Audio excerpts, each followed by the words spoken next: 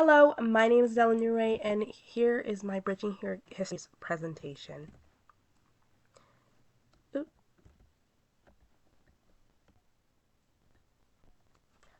I'm just going to walk through the way that I am going to be doing my presentation. I'll start with introductions, introducing who I am. I will do my two Bridging Histories activities, and then my Changemaking project, takeaways, and then conclusion and acknowledgements. Like I said, my name is Adella Newray. I go to Colorado State University. I am a biomedical sciences major, concentrating in microbiology, as well as minoring in chemistry and ethnic studies. I was fortunate enough to come to Bristol because of the Sachs Foundation, as well as I come from a very small family, as you can see, a single parent household, and I have one younger brother, and I am Liberian, big LIB, and I'm a first generation immigrant. I have a big passion for science, research, as well as making sure that we have equity in education, medicine, and yeah. Start off with street histories. The street here, if in Colorado, I grew up in the Denver metro area, and there's this yellow line that is highlighted here, and that is known as Colorado Boulevard, which is where my old apartment that I used to live in is on. The red heart symbolizes that apartment complex, and it was a low income apartment complex with like about I think like 100 families living there. And the way this community was so close knit as well as symbolized resilience because of all the struggles that we've all been through, but we are still here for each other, and raising our voices, and now seeing how like everyone has gone their separate ways, but they're still doing amazing things is so great. The community there is what raised me and what made me who I am today. Next one, I decided to make a poem. This poem was inspired by my mom, who is shown in this photo right below me, my beautiful queen. And basically, this poem is about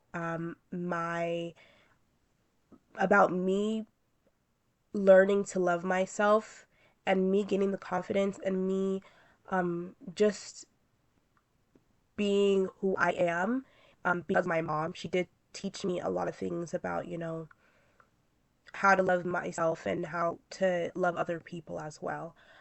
So yeah. I am from purple skin that glistens under the sun. I'm from strong tongues that lift us when we're low. I'm from resilience. I'm from hair, that guards against unwelcome hands and soft coils that unwind in the embrace of kin. I'm from beauty. I'm from gap teeth, a smile where past and present shine. I'm from all that was and all that wasn't. I'm from he. I'm from we. I'm from me. Thank you.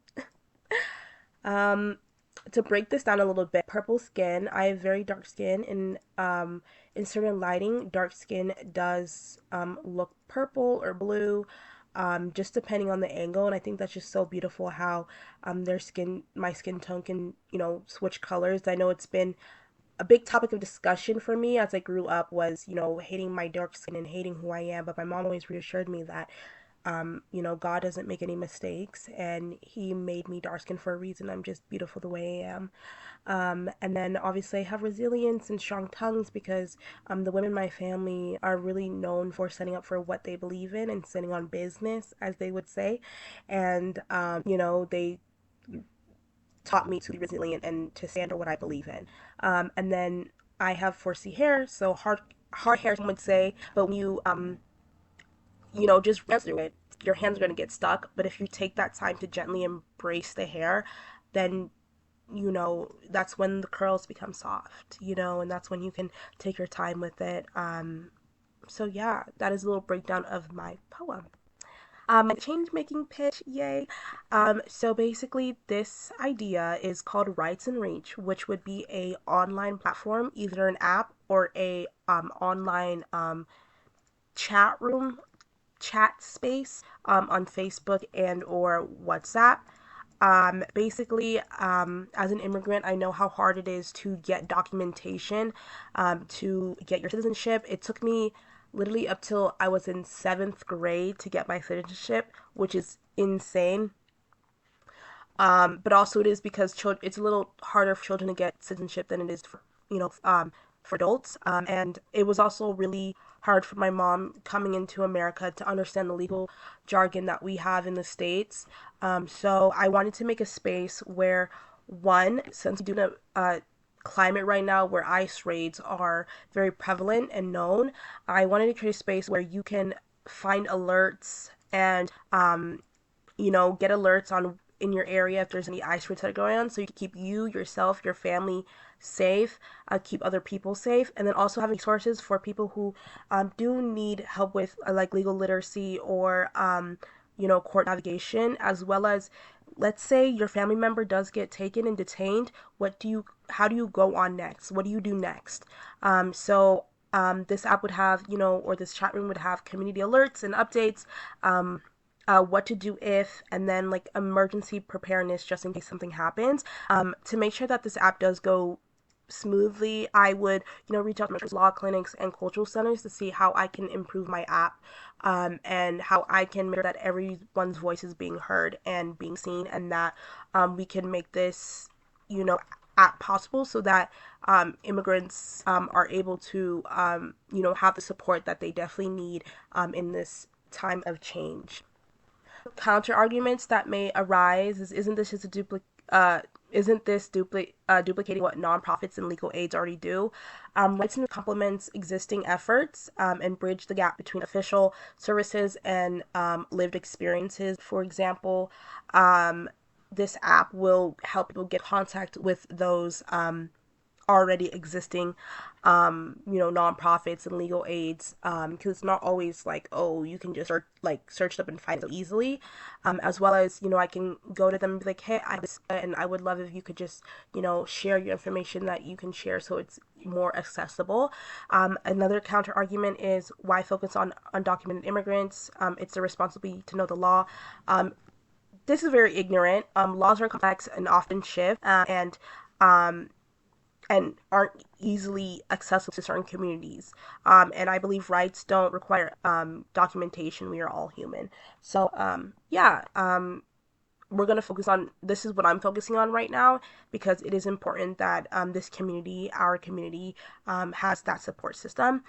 And then a WhatsApp or Facebook group could put people in risk or attract unwanted attention. That is true. Safety is our top priority, and I believe that groups have certain privacy settings. And then on Rights and Reach, I would have anonymous send-ins if there are ICE raids, as well as I know there's already an app out there that already notifies people on any ICE raids, and people do put it out anonymously.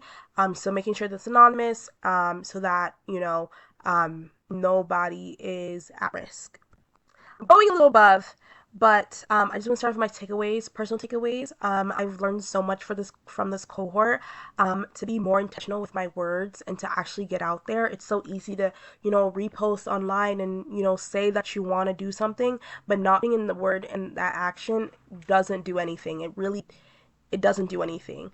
So being more intentional and actually doing something is what I've learned from this cohort. And then academic activism belongs in medicine. Obviously, I want to go into medicine, and this had just reassured me that this is, so much bigger than, what you think it is, and disrupt the status quo, like Tara said. And then change making, obviously, I would love to bring Bridging Histories over to Colorado and see if we can also have many change making workshops so that we can have a greater ripple into change the way that our society works, because no one's perfect, society's not perfect, and the only way we can change is if we can get people on board and we can all support each other. So the power from collaboration. Thank you so much for watching my video. If you want to get connected, here is a link tree to my LinkedIn and my email. Just contact me if you need anything. I want to thank Joanna and George, and everyone at Bridging Histories, as well as Arts and Activism in University of Bristol, for making the summer just a great summer. So thank you so much for watching.